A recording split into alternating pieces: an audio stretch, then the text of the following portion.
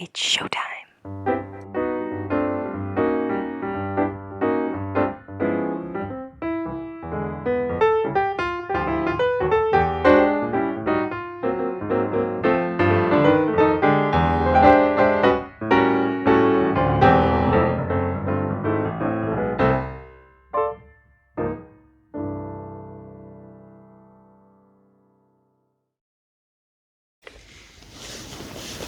Hello and welcome to Musical Lingo. We are your hosts, Tim and LJ. Today and every week we will be discussing musicals, but specifically what they taught us. This sounds really weird in my ear. Oh, because you've only got one ear working. I've got one ear. I feel like Britney Spears or something with her in ear. And one ear out. One ear in, one ear out. Shake it all about. With your ears. There are people that can do that, like wiggle their ears. My that son can freaks me out. Really? I can't cope. I can't be coping. Really? It's the same as those like lads who think they're really cool and like they wiggle their pecs and all. I'm like, I'm going to be sick. Will you please stop doing that? And they think they're really cool and sexy when they're like giving a wee wink of their pec, and I'm like, you need to stop doing that because that's not a good look. So you just don't like when people can isolate parts of their body and move it? Maybe that's it. Although I would love to be able to do that, like raising of the one eyebrow. Oh, like The Rock? Yeah, I can't do that. No. I look just like you do right now. I look really weird when I try to do that. Anyway, tangent.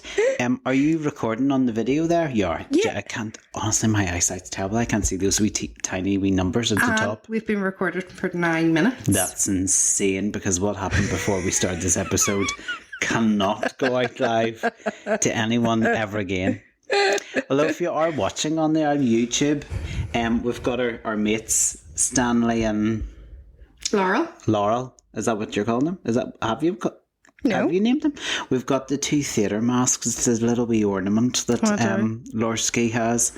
Lorski, I don't think I've ever called you like your nickname on the podcast ever. No, Lorski's what I used to call Lauren in like school. Oh my gosh, and that was actually real cute then. It is what you are still on my phone, Lorski. We just decided to grab the ornament and shove it between us. So we've got the two theatre masks, Stanley and what? Laurel and Hardy, I was thinking of. Yeah, but I was kind of going, there's something wrong there. I was on TV last night, that film about Laurel and Hardy, yeah. Although I've just wiggled it around now and they kind of don't look as good. We're on the sofa again. We're on the sofa again. We are in the process of moving, which means we are very close to being in our... So exciting. Like, studio place, which will be... Lauren's new house. I know. So exciting. So I came in tonight and actually they have got rid of my chair. Yep. Where is the chair currently, Lauren? It's in the new house. Oh, it's in the new house, right? Okay. What about the one? I thought you threw them in the skip. Oh, that one? Oh, right, yeah, it's in the skip. I was sure the other one you're talking about was taken off me a long time ago when our executive producer decided to just take it back. Throw his weight around a wee bit and show his importance or whatever. We don't have him again. Enforce his importance. We haven't had him for a wee while. I know. And he's just too busy. It's a bit like us, to be fair. We've been a wee bit too busy as well. But so trying to coordinate the three of us has been a little bit difficult. So but we still turn up. I know. Just saying. Yes. Thank you for last week's episode, Lauren. Lots of editing going on there. I loved your... I know. Can I just... sound effects? I thought that was very funny. Full disclosure, that was done very late at night. So... it was very good. You know, it was kind of nice to go back through just some of the episodes that we've had in season 2. And some of those funny moments. Yeah, if we're being honest, because we should be honest and transparent with our listeners. We ran out of episodes and we have been so busy. It's like, I can't record. So this is actually lovely to actually be back in the same room again. We have seen each other. That's it. We've seen each other and we've been around each other a lot, but we just haven't had podcasting time. There's been a lot of showbiz going on recently. A lot of show business. Yeah, and exciting news in your household for young CJ, your daughter. Do tell the listeners about CJ. Yes. So through the stage girl that we're always talking about, she was selected, but it was the casting director for the tour of Timothy's favourite, Tutty Tutty Bang Bang. So how the heck did I get myself involved with Tutty Tutty Bang Bang? I see. Honestly, so now I'm going to have to go to it because some of our kids, including Brie and CJ, are going to be providing their talents to the children. The urchin, is that what they're called, is it? Yeah. Urchin children, that's about right, to be fair. Well cast. Yeah, she'll kill me. I know she will. The next time CJ sees me, she's not going to be happy. Excuse me? What did you say? I listened to the podcast. What did you call me? That's been super exciting. Yeah, it is exciting, yeah. So that's been one of many things that have been going on. We had our end of term showcase, which was wonderful. A glorious success. The kids are just so bright and bubbly and full of talent and joy and thrive whenever they're on stage. It's just a joy to be a part of. Yeah, no, it is.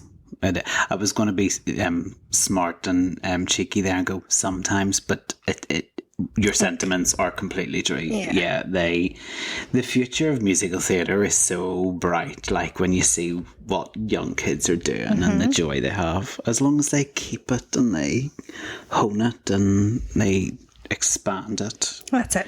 Yeah, so there we go. So that's why you didn't have an episode as such last week, but Lauren did a fabulous job. Thank you. Of gluing together, and sure, any excuse to bring up certain episodes again just for the public humiliation and flogging of your co-host. Yeah, that was it. And we have been guests on a podcast, and that should be being released soon, so we're excited about that. Yeah. And we have a few potential interviews coming up and special guests on our podcast, which we're really excited about. So yeah, that's going to be really fun. Yeah, the summer's going to be fun. Summer months are going to be fun. They are going to be fun, and we are still going to be here doing what we love doing, but we're just going to hopefully get to talk to a number of people. A lot of other people about their learnings and experience and love of musical theatre, so it'll be fun. So we're not having a summer holiday then? No. Okay. Fabulous. No. Anyway, on to this week. Really weird we've done it again. Moment. Yeah. I think had just finished prepping. You're doing my research for this episode when I turned on the TV, and lo and behold, a certain musical movie appeared on the screen. I was like, I've just finished doing research for that. Mental. What are we doing this week? We are doing Dear Evan Hansen, and at the time of recording, it was on again last night. Oh, was it? Did they repeat it? Why did they repeat it so quickly? Don't know. Because I have it recorded. Well, I recorded it myself because I actually have only seen the movie once when it was in the cinema. I haven't seen it since. I haven't seen it at all. I kind of needed to... Oh, have you not seen it yet? CJ's watched it. Oh, okay. And I haven't seen it. Oh, that'll be really interesting if we get onto it in this episode then. The fact you haven't seen it. No. I really feel like I need to burp, but I know I can't burp on a podcast. Okay, I'll just talk over you. No, so... Oh, that's really interesting. Yeah. Yeah, well, I saw it in the cinema and felt I needed to leave it a year or two before I watched it again, to be fair. Anyway, I can't believe we've got as far as episode 60 and we haven't actually talked about Dear Evan Hansen. Like, that blows my mind. Especially because of the hype around it and how popular it is. It nearly made the world of musical theatre explode. But like Hamilton style, obviously Hamilton was a wee bit bigger, but it still kind of seemed to have that massive big, whoa, Dear Evan Hansen, whoa. A tender modern musical that weaves together themes of social media, bullying, mental health. And I think that's the big thing. And I think that's why it was so successful and popular at the time that it came out. Yeah, true. Because it kind of like shone a real big spotlight on mental health that wasn't being shone on too many other musicals, to be honest with you. Certainly modern musicals. So Dear Evan Hansen struck a chord with a new generation of musical fans. Yeah, it's definitely a modern musical. There's That dog's trying to get in the blooming door. Honey, go away. So I guess, as you said, a coming of age musical. I love it when you say coming of age musical. Oh, why? You've said that a couple of times on the pod. You coming definitely of have. age musical. It's like one of your favourite sayings. It must be, yeah. But I think that, like, teenager. So when you're that teenager and you've explored life and you're like figuring out what that big bad world is about and where you fit in that, and you feel so out of place. Yeah. So yeah, that's mine. Yeah. Music and lyrics are by the wonderful team. Yeah. Ben, now how do we say this? Pasek? Yeah, Benj, Pasek, and Justin Paul. Like I said that. So, yeah, and it was inspired by the death of a student at Pasek's Philadelphia High School. Yeah, so it's semi based on his life. That's what I read in this research. Yeah, well, I think based on Ben Pasek's life. Yeah. Yeah, so when he was at school, one of his fellow students committed suicide and became a near celebrity after his suicide. Suddenly students were claiming to be grief-stricken about the loss of their friend, so to speak, though they'd hardly ever spoken to him or had very little to do with him when he was alive. And I think, so obviously he took that and ran with it. Now, obviously, it correlates to a certain extent, and then, artistic license then took over. They, took the story a bit further. Yeah. But I thought, it's quite an interesting thing to go, actually, I could write a musical about this. Yeah, but it's also, I think, a very real thing that happens, especially whenever you're a teenager and you do experience death. Not a lot of people experience death whenever you're young. Yeah. It is sometimes an anomaly, Thankfully, And I think whenever something like that happens, whenever you're already a teenager and your emotions are high and you don't really know how to control things properly, you can maybe latch on and go, oh my goodness, that person did mean so much to me, but actually you're just trying to explore how you feel in this moment during this situation. True. In November 2016, Robert Greenblatt, the chairman of NBC Entertainment, called that songwriting team of Pasek and Paul the future of musical, on stage or screen. Yeah, so that would be, for those people that don't know them, they wrote the music for Greatest Showman, Dogfight and La La Land. So they're just some examples, but La La Land and Greatest Showman, as we know, were movies. Yeah, that's it. Yeah. So, and Dear Evan Hansen opened on Broadway, and La La Land opened in the movie theatres pretty much back to back of one another. Yeah. Do you know what I mean? And then, as you've just said, then a little over a year later, they hit another jackpot when, The Greatest Showman really connected with audiences. So I think Greenblatt's probably right with what he said in the New York Times interview he did, because already the first three big projects that the boys have done have been really terrific. So a bit like, the writers and composers of the likes of Six. Yes, true. I think, they're in a group of really talented writers where it'll be really interesting to see what they all do next. Yeah, do you know absolutely. what I mean? So it's quite exciting. And I like when they kind of go, because it was like bam, bam, bam, hit, hit, hit. And we've heard very little from them. Apart from, if you watch Wrexham, which is Ryan Reynolds and Rob McElhenney, they bought the Wrexham Football Club. It was at that football thing. You watch yourself there, Ipswich Town. It should be Ipswich Town. They're doing a documentary on creating a musical. Ryan Reynolds for McElhenney's birthday got the Benji and Justin to write a song, and it's so catchy and it's brilliant and it's hilarious. But apart from like big projects, no, I mean big, they've but I mean kind of gone quiet, haven't they? But like a massive movie star asked this team to write a song, like that's class. That is very cool. So, but I do like it when they go quiet because you're like, what are they doing? Absolutely, what are they working up on? To? Yeah. So anyway, it opened in Broadway at the Music Box Theatre in December 2016 after the show's world premiere in Washington in July 2015 and an off-Broadway production from March to May of 2016. Very short. Yeah, they were like, let's go. Yeah, absolutely. Great White Way is waiting for us. Absolutely, yeah. And then the show closed September 18th, 2022. Yeah. So it went to West End in 2019. Yeah. Then we had the film in 2021.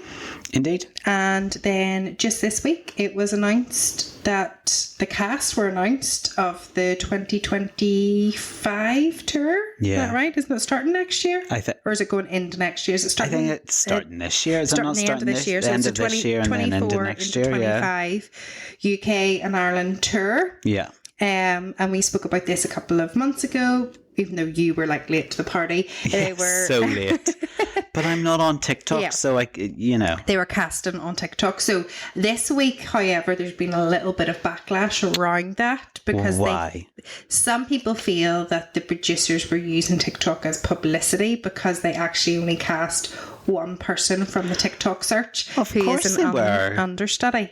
And it's like, well, they never claimed that they were going to make everybody who's on TikTok a star. No. But they were giving people a platform to audition who maybe wouldn't have had the opportunity to before. Yes, but when we look into this musical in this episode and the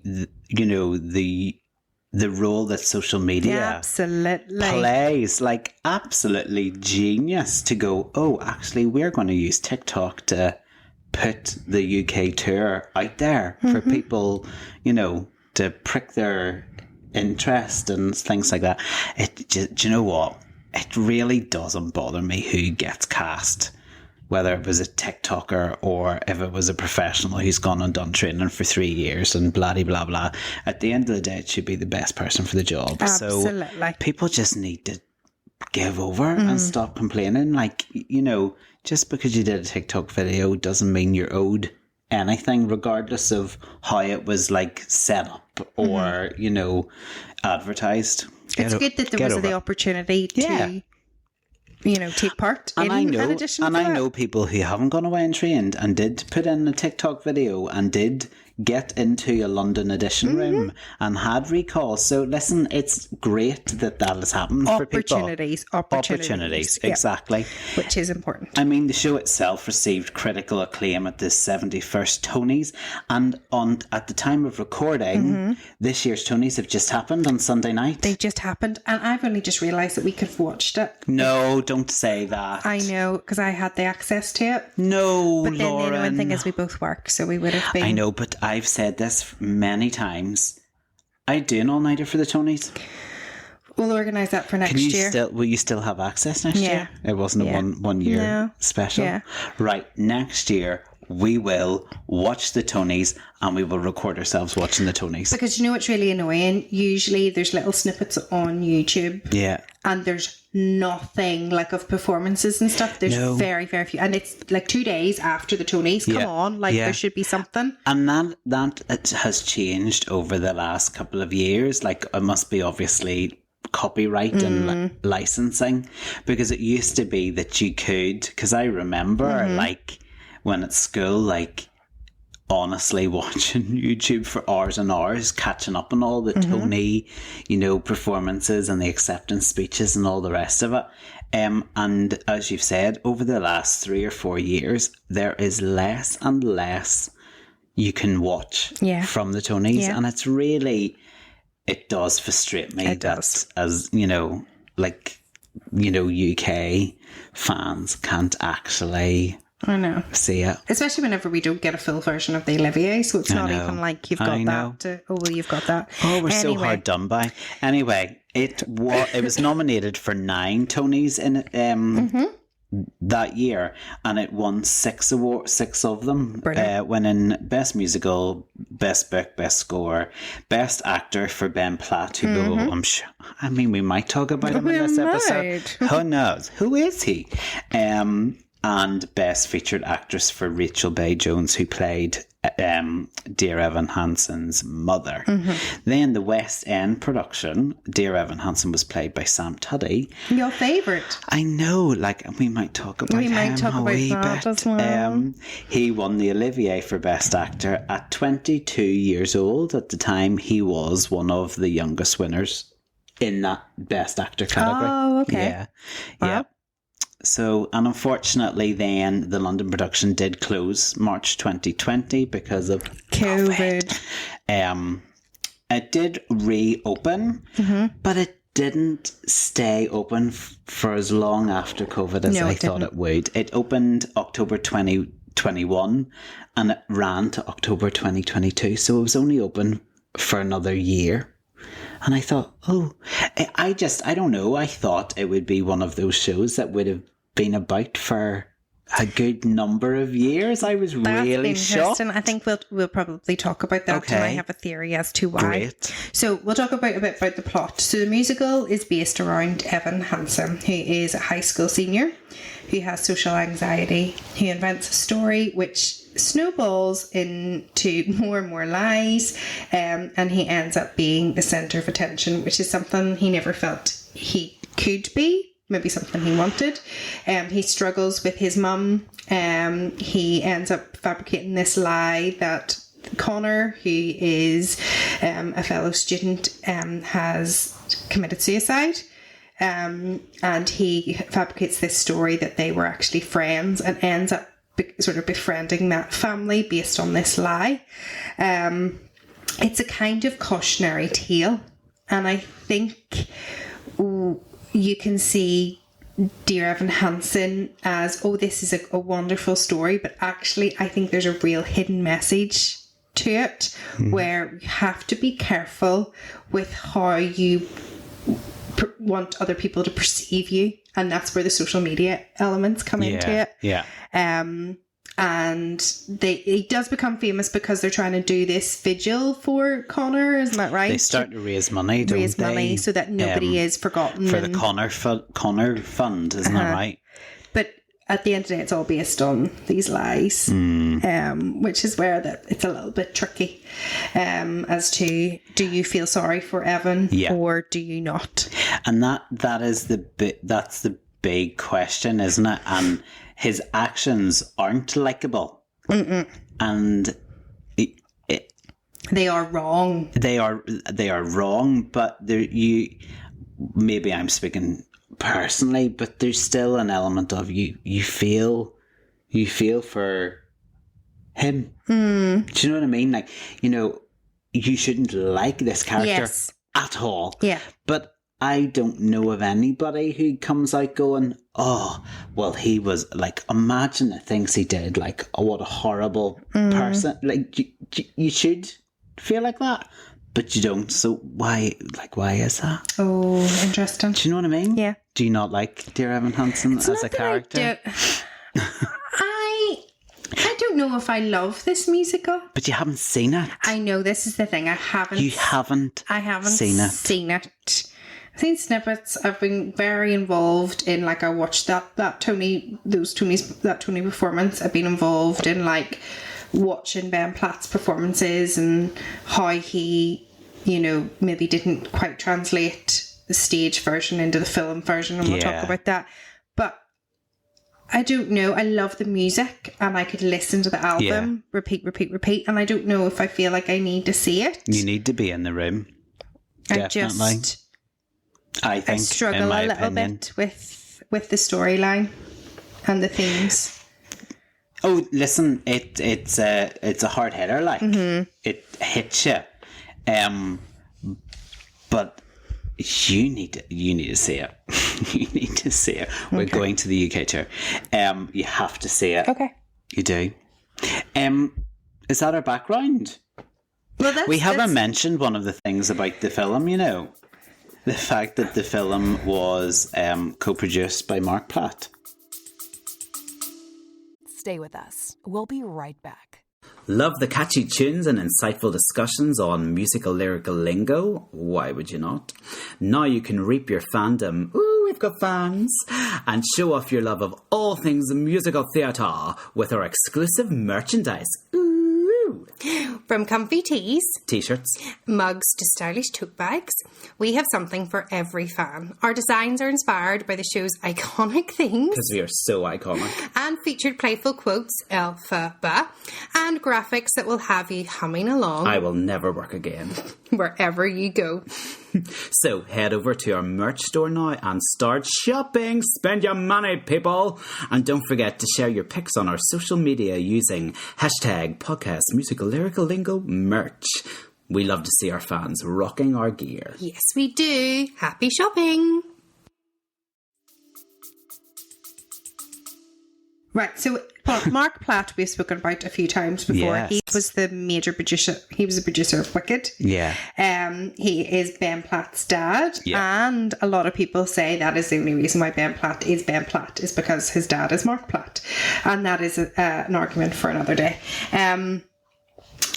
I think Ben Platt's extremely talented. Yeah, I agree. I think that's very unfair.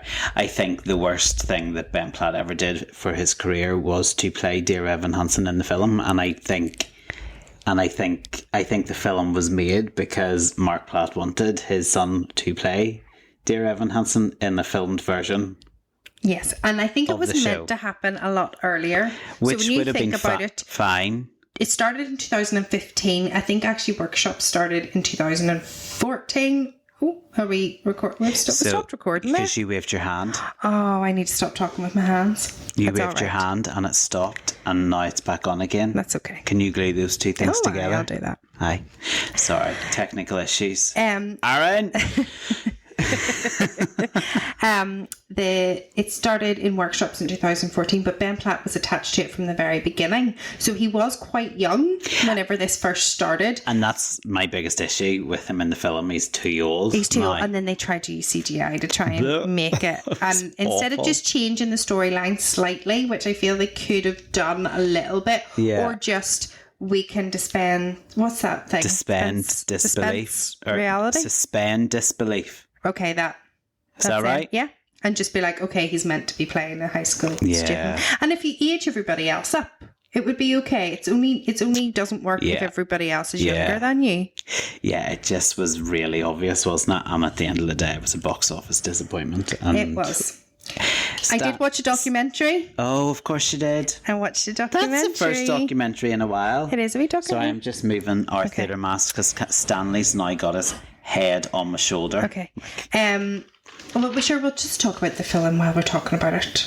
Will we? Yeah, we'll go before Okay. we go into our musical lyrical lingos. So I watched my favourite Wait in the Wings, and his review on it made total sense, where they cut out an awful lot of songs in the film. They add in some songs. They don't start it the same way that the musical is starting, and I think that you lose that sense of not really everybody understanding who they are, where they're going, and they are lost. So you don't get that straight away. You maybe have less of a feeling of likeness towards Evan. Yeah. That was one And of my that's- biggest issues. That's where Yeah. they think that the movie failed. Yeah, you couldn't like him or understand his actions as much in the film as you can, or certainly as I Could relate to him. on stage. Yeah, like because what he does is so despicable. Like in the film, you are like, oh, you are just not very nice. And Ben Platt was also in films. He was in Pitch Perfect. So he has been in movies. He's been on TV. So he has done camera work. That show that he did, The Politician, is Politician, brilliant. amazing. It's There's brilliant. 2 series of it. Go and watch it. It's So brilliant. good. But he was so used to playing it big, because we know on theatre you obviously are performing to the very back. So used to playing it big, and he had become Evan for so long that he was then almost playing a caricature in the film. Yeah. Which I completely got, because I've seen enough of the film to say that I've seen the film. Okay, yeah. But yeah, I just remember finishing the film in the movies and just going, oh no. Just not as good. Yeah. What have they done? Yeah.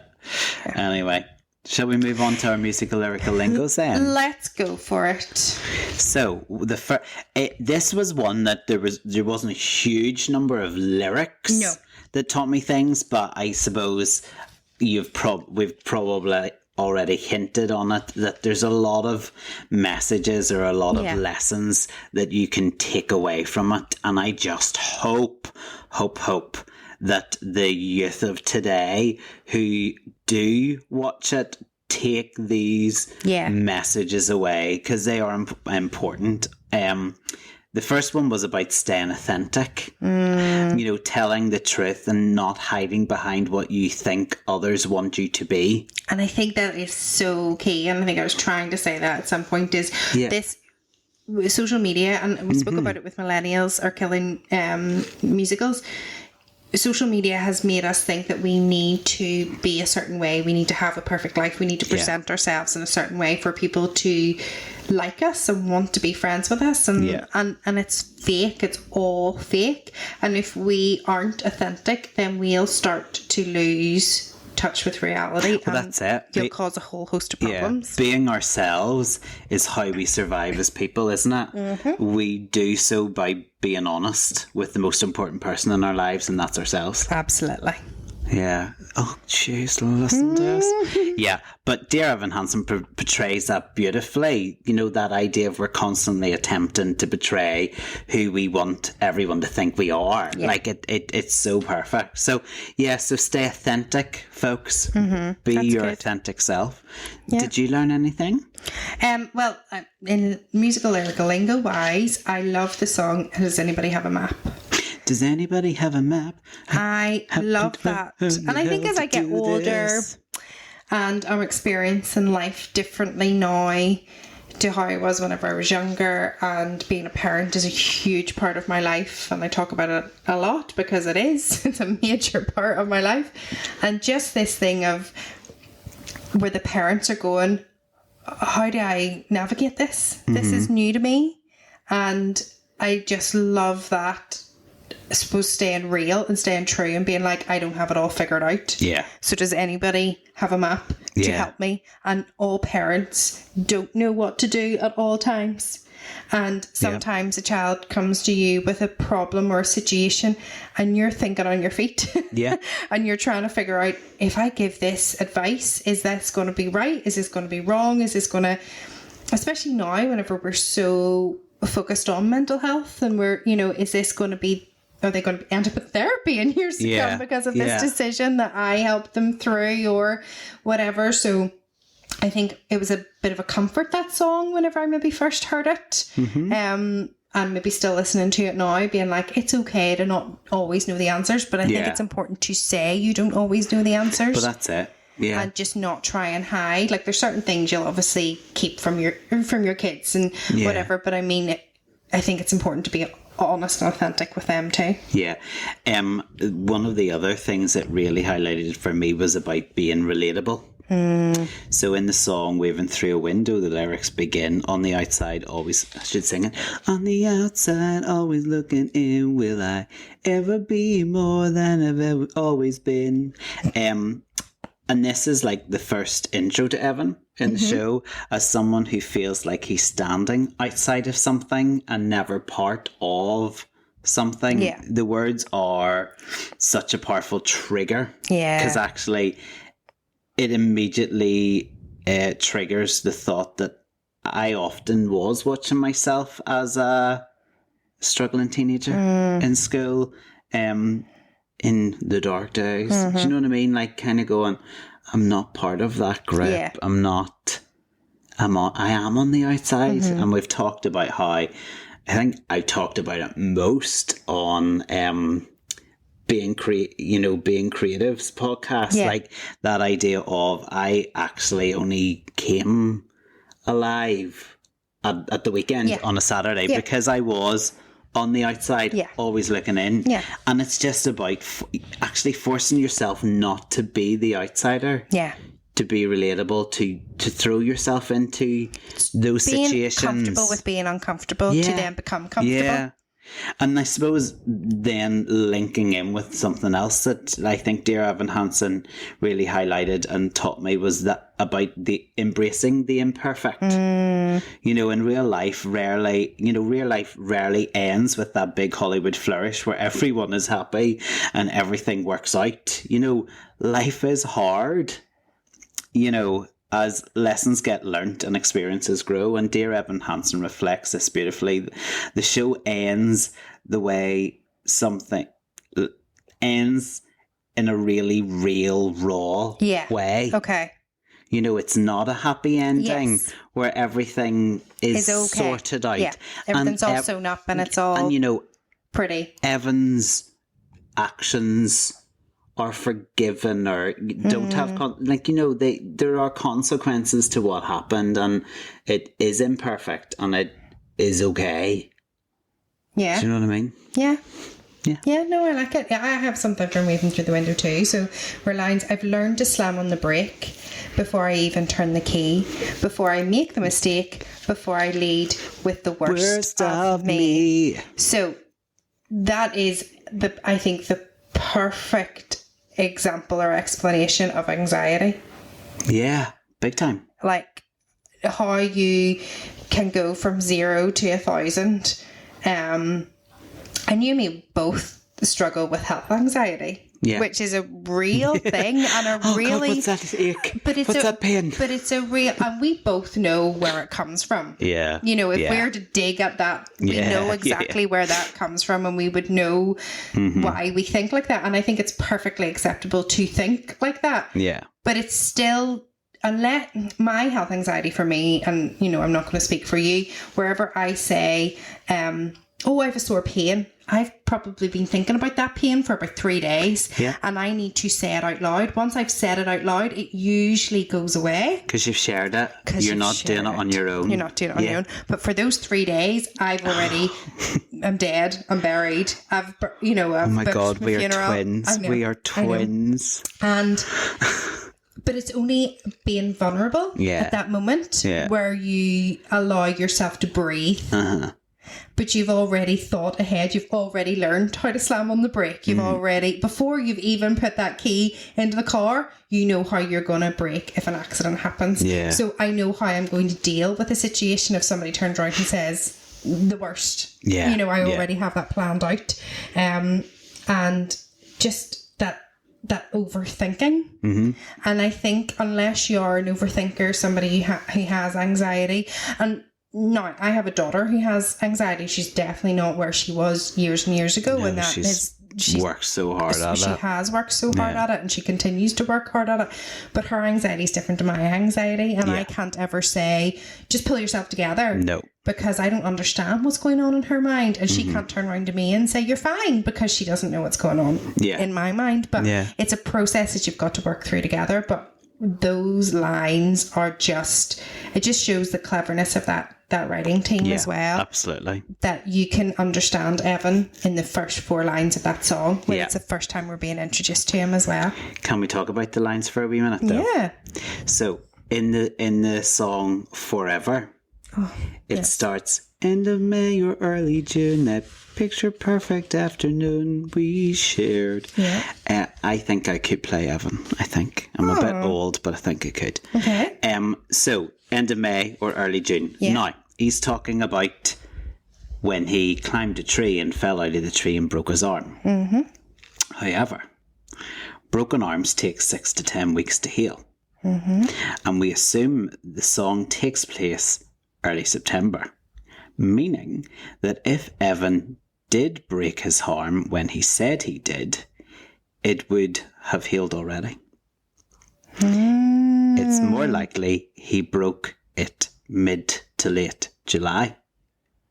Oh, okay. Now, songwriter Benj Pasek, wrote in the book Dear Evan Hansen Through the Window. Have you read it? No, so the musical happened first and then a novel came after. Right, so, I haven't read this book yet, but he wrote, and this is quote from Benji, right? We wrote the song before we did a specific sequence of events. Once we created a timeline, we figured that the lyrics wouldn't make sense. But we liked the lyric. Okay. Fair enough. And decided Evan probably wouldn't get the maths straight because he was making the story up on the spot. Because I don't want to any spoilers, but he didn't actually fall out of a tree and break his arm. That's not how it happened. Yeah. Pasek continues, in a way, it worked for us.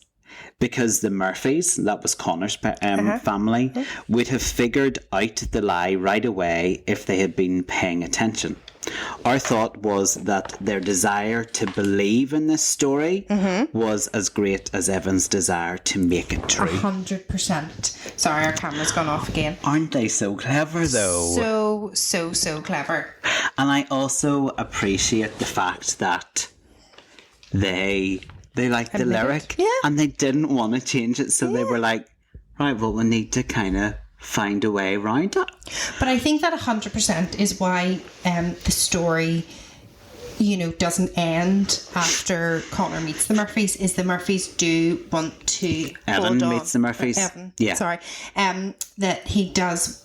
The Murphys want to hold on to something in their own separate way, because we'll talk about Requiem. And that's why I think, in a way, I have a sympathy towards Evan as well, because I understood from seeing it on stage why he was making these up, because he saw the effect it had on the Murphys. They thought their son was a loner, that nobody liked him, that he didn't have any friends. And Evan was like, oh no, I was, his first initial lie. He saw the reaction it had from Connor's parents, and he went, oh no, this is giving them comfort. This is making them feel happy in a situation where they aren't happy. They need some light somewhere, and that's why he continued to then go deeper and deeper into these lies about the relationship he had with Connor and how good friends they were and the things they did together, because it brought comfort to the Murphys. So I kind of get what they were doing. I need to stop waving my hands in case it just keeps going off, but it's... I think because your phone's really fancy, when you hold your hand up to the camera, it either starts or stops the recording. I'm just thinking it's probably lack of storage space. Oh, maybe that too. He sings Grab a Scoop at a la Mode. Yes, I had that. So for Forever, Grab a Scoop at a la Mode. Do you know what a la mode is? We're there. Well, I do, because I've researched it, but you tell us. You tell the listeners. So a la mode is actually an ice cream parlour in LA. Yeah.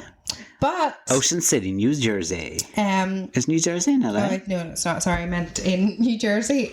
Just my writing wrote LA. Okay. Also, a la mode means served with ice cream in America only. Oh. So a la mode is actually from France. Yeah.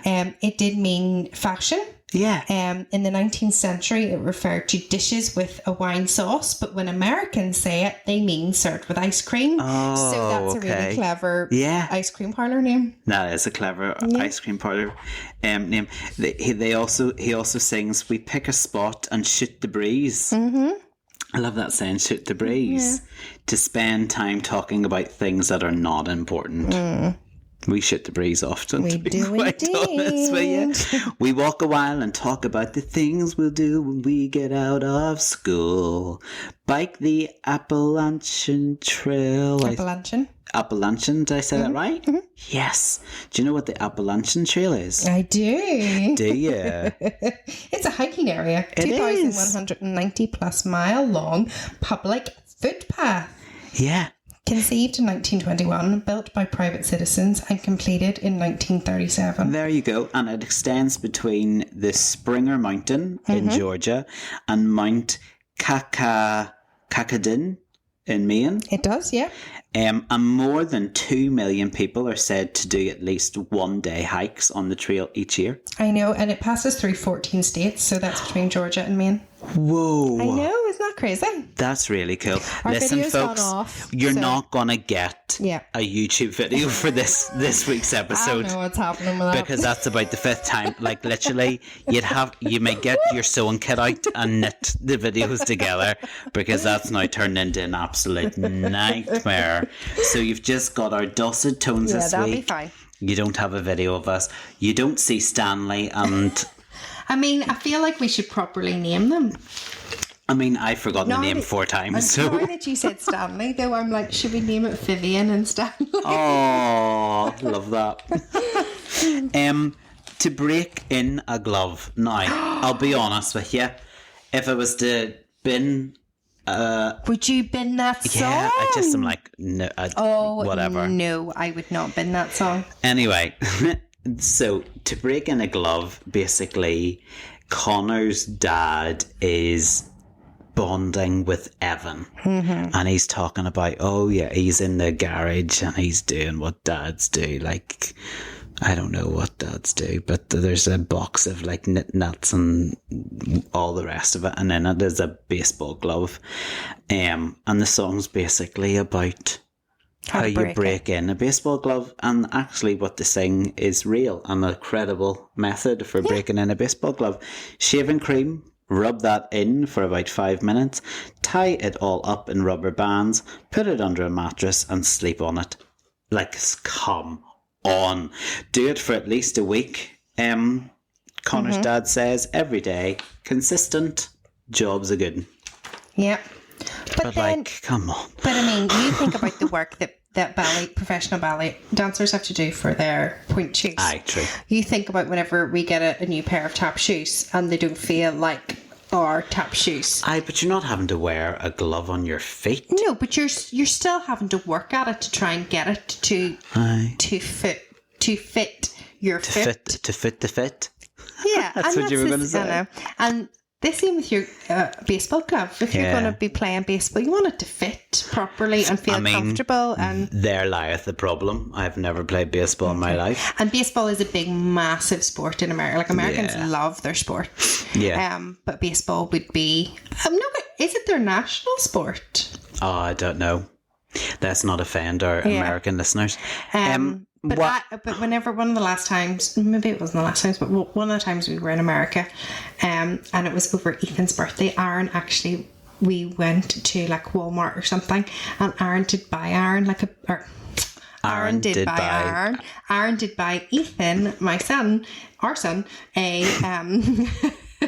My son. a baseball glove, because he was like, oh, Daddy should buy a son a baseball glove. Oh. Which was kind of cute. I don't know if it's because he was in America and he just felt very like American at the time. Picture. I like that song. I was going to say, why do you like that song? Yeah, it's just a because bit bored. It's a bit of a bore No, fest. I like whenever characters are given development, and I Yeah. think it very easily could have just been the dad. Could have just had his part in the other songs. Well, I feel like this just adds a little bit more depth to him. Okay. And I feel a little bit more of a human side, and how he really misses what he felt being a dad was going to be like, because Connor obviously didn't share the same interests as him. So he maybe built up this, oh, this is going to be really nice. We're going to share like building or bonding over baseball or something, and Connor didn't turn out that way. So Yeah. you know, that was a disappointment in his life. I know. I don't know. Yeah. I don't know. But I also like where he says everything in your, you know, it's people put it in the microwave and that's all quick. Yeah. Because you guys need instant gratification, and that's what social media is, instant 1000%. gratification. Yeah. 1000%. And I love that line. Yeah. It's a nice wee dig, isn't it? Because you do. Yeah. You know, if you put something up and somebody likes it, you're like, oh. Yeah. But it's like, okay, it lasts for like a second and then you go and search for something else. Yeah. That's true. Have you any other musical lyrical lingos? I suppose Requiem. beautiful song. I will sing no requiem. And again, I think that's a really real song, isn't it? Because they're all. I think that also in that documentary, he thinks that's what the film did well, was that number, because you got to see each of them in their own setting singing. Yeah. So Requiem is, for anybody who doesn't know, is the song that Conor Murphy's family sing. So it's you kind of see it from the mum, dad, and his sister's point of view. Mm-hmm.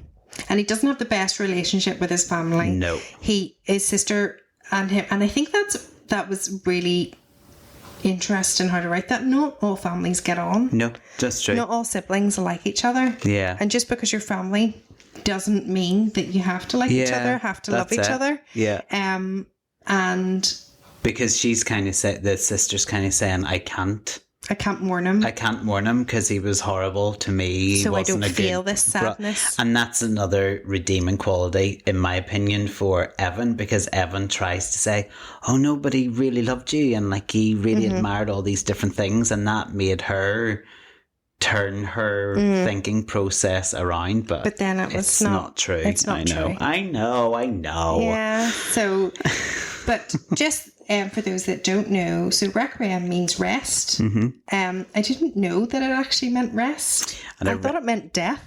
Yeah. And a requiem would often be sung at a mass. Well, yes. So a mass of the dead, which is offered by the Catholic Church for the repurpose or repose of the soul of the deceased. But also Mozart wrote Requiem in D minor. And we've got Requiem of Vita at the beginning of Evita. That's right. Don't we? Yeah. That's on my musical Lingo. Yeah. Do you have any memories? So my memory. oh, what's coming? No, it's not. What's coming our way? My memory is actually on social media. What is the first one? Where Christian Bale, who people would know as like the voice of Anna and like a Hollywood actress, she's obsessed with Ben Platt. And I remember on social media her saying, you need to go and watch like Dear Evan Hansen, he's wonderful, he's amazing. Seeing him on the Tony Awards and being like, this is class, this is amazing. So that anytime I think of Dear Evan Hansen, I think of that Tony Awards performance. Yeah. Well, that's it. That was the first introduction I had to Ben Platt as well, and he's gone on to do a number of albums, and I love his original stuff. Like I rate him as a singer, to be honest with you. I think he's really talented, and his first album, Sing to Me Instead, like at the time it came out in 2019, I ranted it and raved to anybody who would listen. I was like, have you listened to, there's a singer called Ben Platt, have you listened to his album? It's really good, like fantastic. Now his second album I wasn't as fussed. There's a few good tracks on there, but he's just released his new album called Honey Mind, and it's We're back, baby. Well, he's currently performing at the moment. I know. And he has had some wonderful guests. So Christian Bale was a guest. Yeah. Lauren Dreyfus, who played his mum in Dear Evan Hansen. That's right, yeah. He has had everybody. Skyler, who he's in Pitch Perfect with. Nicole Scherzinger. Cynthia Erivo. Yeah. Who did he have? Alex Newell. Yes, and his fiance Noah. Whoever, yes, him, like loads. So he's done it. He was doing 18 shows at the Palace in New York, a bit of a like residency. It was a homage as such to Judy, and I loved that because he really did. He did quite a few of her numbers, didn't he? Yeah. And what I really liked, because I saw a few videos where they were like, I don't like his out of control vibrato and blah blah blah blah, but he was channeling Judy, and I was like, you're all stupid. Yeah, you're actually thick. Yeah. Like, don't you see what he's doing? Yeah. Like he was doing, what's that one? The night is better. Yeah. The star. From Stars Born. Yeah. What is that? It'll come to me. The man that got away. The man that got away. And I'm like, that's Judy. Yeah. He's doing his homage to Judy. Why's up? Yeah. He also did Maybe This Time. Have you seen his cover of Maybe This Time? And I'm like, he's a class act. And I think so. And I think he obviously was very inspired by older singers. And he obviously grew up in musical theatre with his dad being a major producer. And I think that a lot of people were giving him like, oh, he's in the palace and he's doing this, and who does he think he is? Well, who do you not realise who he is? He is a very talented young man. And I think that we don't get it. No, I'm saying that we're getting more and more concerts, but I don't think those concerts like Judy would have done years ago, Liza, all of those big major stars doing concerts, which were really a spectacle, and it maybe was only for like one night only or whatever. I love that he's kind of bringing that back. Well, was this not to reopen the palace? Yeah, it was. So was it renovated or something? I think so. Like, they're not going to put someone in to do 18 shows to reopen somewhere like the Palace Theatre who isn't a no. But do you know what I mean? Like, you got to have a bit of cred to you. Yeah. And like, he's continued after Dear Evan Hansen. He played the lead Leo in the Broadway revival of Parade as well. Like, and was a storm. Like, he's really good. I think he's good. Across the water then to Dear Evan Hansen West End original production. This is one of my favourite things about you. You were in London on one of your little solo trips. This is the best day of my life. I know. And like, actually the best day of my life. So Timothy would be a phantom ghoster of like text messages. Would I? You No. would sometimes message Timothy and 6 to 8 months later he would respond. Maybe. Now you were much better. You're getting much better. It was a New Year's resolution one year, and I kind of tried a bit harder. You've kind of slipped these last couple of months back to so old. busy. I know, but I think that is.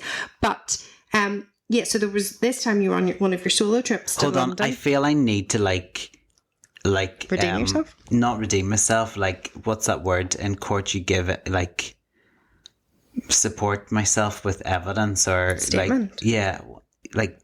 just stand up for myself.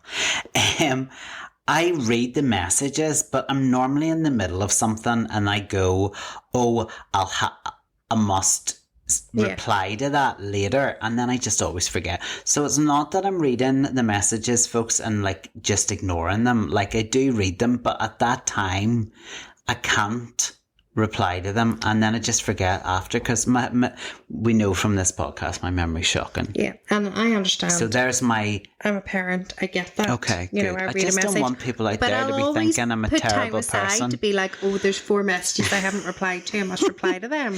You're not busy enough. I go from one thing to the next, to the next, to the next. Sure, I'm not busy enough, right? So anyway, but then sometimes if you get Timothy and he's on his phone, he'll just send you like, we're kind of the same. We'll send like loads of messages at once rather than just like one message. So I was sitting, I can still visualize where I am, and all these messages are coming through about you being in London. You're like, ping, yes, ping, ping, ping. and then you're like, I get to see Tom. Oh my goodness, I think I love him. Oh my goodness. So let me tell you the story of you the explain best day of my life. I was over in London on a wee solo trip. My solo trips to London involved, how many shows can I fit into 3 days? Well, this day I fit 3 shows in, I think. Yeah, it was. Yeah, you definitely because did. I went to a matinee. No, I think the matinee was like something like Big the Musical, which was fine. Like, I mean, it was fine. But I then went to see 6. But you hadn't got tickets for 6. But 6 was like an early evening performance, which meant I could just about fit in an evening performance, and 6 and Dear Evan Hansen were like basically side by side. So I walked myself out of Six, bearing in mind it was the first time I'd seen Six, and I was blown away going, what have I just seen? And I walked into the theatre next door and sat my bum on the seat with 5 minutes to spare, and then saw Dear Evan Hansen for the first time. But what? And I was like, can this day get any better? But what I love is that you had already got your Dear Evan Hansen tickets, and you'd went to see if you could get 6 tickets. Yeah, it was just being cheeky and going, how much and can they I were like, get? yes, and you were like, you obviously texted me this, and then you've like reenacted this performance since. So that's how I wasn't there stalking you, and you were like, oh no, I have tickets to see Dear Evan Hansen at 7. They're like, oh, but it starts at 5 and it's only like 90 minutes or whatever. Yeah. And you were like, oh, that'll do. That'll do. Like, could you have said anything better? And it truly was one of the best days of my life, because 6 was sensational. Dear Evan Hansen was phenomenal. And then you were introduced to the wonderful Sam Tutty. I was introduced to Sam Tutty, and I don't think anybody's performance on stage has ever affected me as much as his did. So I literally was streaming with tears at the end of Act 1, and I cried the whole way through Act 2. Oh my goodness. He was just phenomenal. Like, absolutely phenomenal. And you were talking about anxiety, like you, from the word go, you totally got that from him. The wee twitches, or the wee like body gestures, the wee shrugs, and even his facial expressions, like, they weren't big. They were so subtle, but they were so spot on. And like, in our line of work, you come across young people who suffer from anxiety, on a day-to-day basis. And he just had it so perfect. His voice was sensational. This boy at this time was just out of college. He was cast when still in Italia Conte, as far as I can remember. And I just went, this fella is actually phenomenal. And then when it starts to unravel, and you see him unraveling, and like, the snot and the tears are flowing, but you still hear every word. You still hear every word, which is important. The very important diction is important. I was just like, he's actually ripping my heart out, and like throwing it on the floor and stamping on it like multiple times. He was a mess by the end of it. I was a mess by the end of it. Everybody around me was a mess. Like, I remember when the interval came. Normally you get, like in theatres, people get up straight away and they head towards the bar, or they're bursting for the loo. Honestly, maybe it was just the row I was in, or the rows around me, but everybody sat there. Nobody spoke. They just went, what have we just experienced? What have we just seen? Just needed to like decompress everything. Completely. And never was I more glad, because I'm a sociable butterfly. Like, I like going to the theatre with people, with friends, and I was never so glad to be there on my own, because I think I would have really struggled to communicate or to converse with anybody. Yeah. Interesting. It was just like, if you're wanting to go to the theatre for a wonderful evening entertainment where you come out skipping and dancing and not Dear singing Evan Hansen. a lot, don't go to Dear Evan Hansen. Yeah. But to go for an experience, and certainly when I saw it in London, to experience talent. Yeah. You wanted to see Dear Evan Hansen, and you wanted to see Sam Tutty in it. Hence, I went back a further 2 times. I begged my dad to go and see it. I said, you have to go and see it.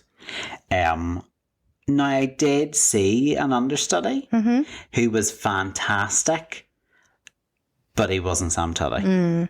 So then I had to go back again. Okay. And make sure I saw Sam Tutty again. So, and I was praying upon when they announced way back before the whole TikTok thing that there would be a UK tour. I was like, go on, Sam, go on the tour. But then he's doing I know, and the funny, cake around the world. What's it called? Two strangers carried cake across New York.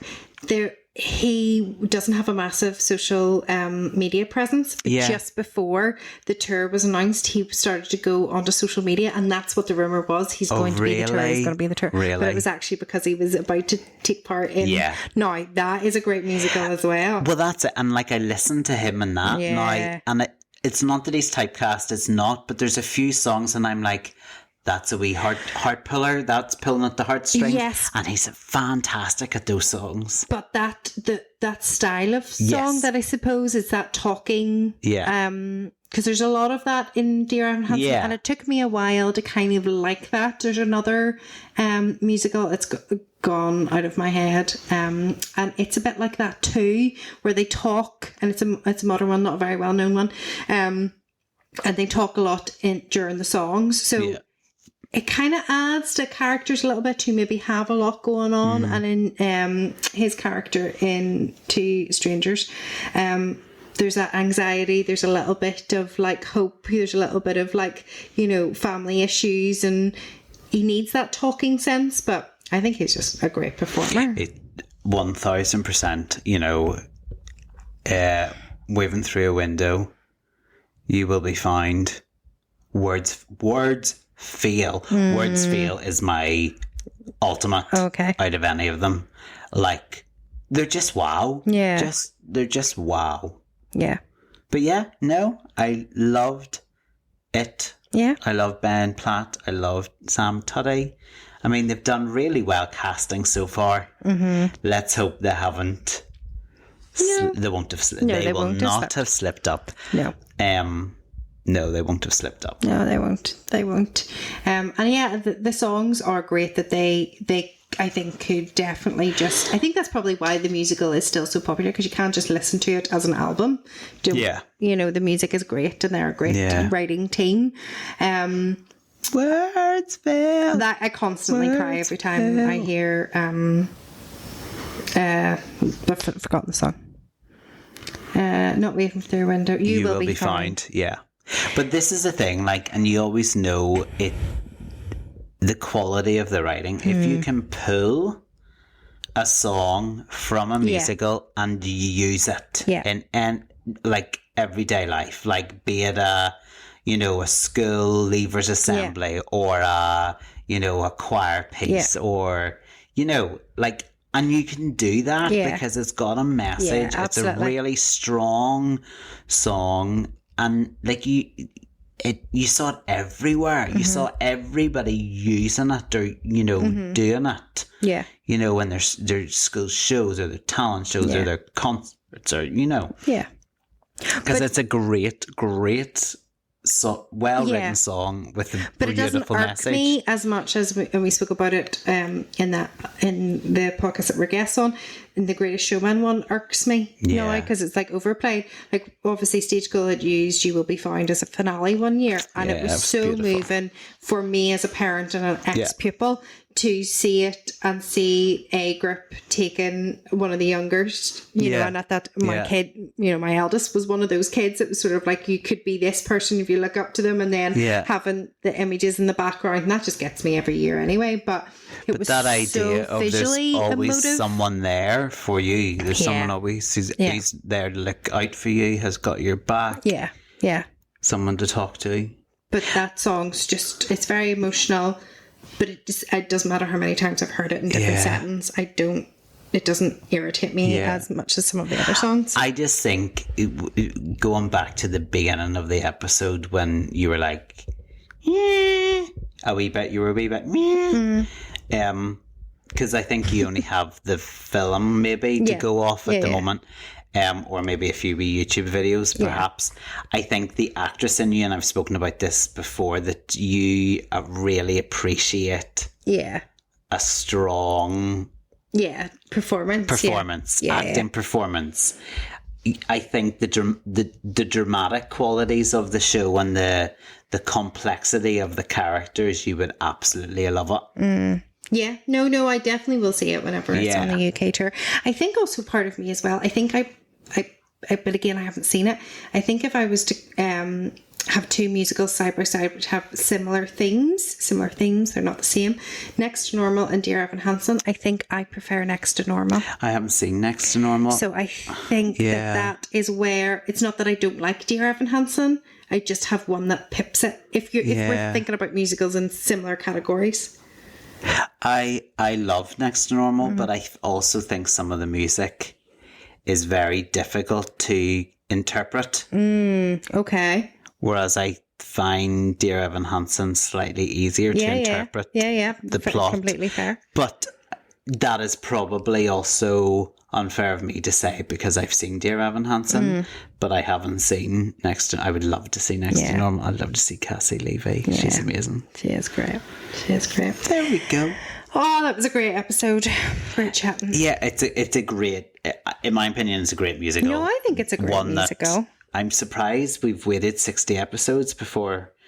I know, we're so odd how we do this. It's just very random, but you can't do all the big hitters. No. Straight out of the gate. Kind of got to spread them all out. Spread the love. I mean, there's still ones that people are asking us, you haven't done that yet, and I'm like, I know, we'll get around to it. Well, listen, we're not going anywhere, so I wouldn't worry about it. Well, shall we leave it? Hopefully they're leaving uplifted and not go, because it's heavy.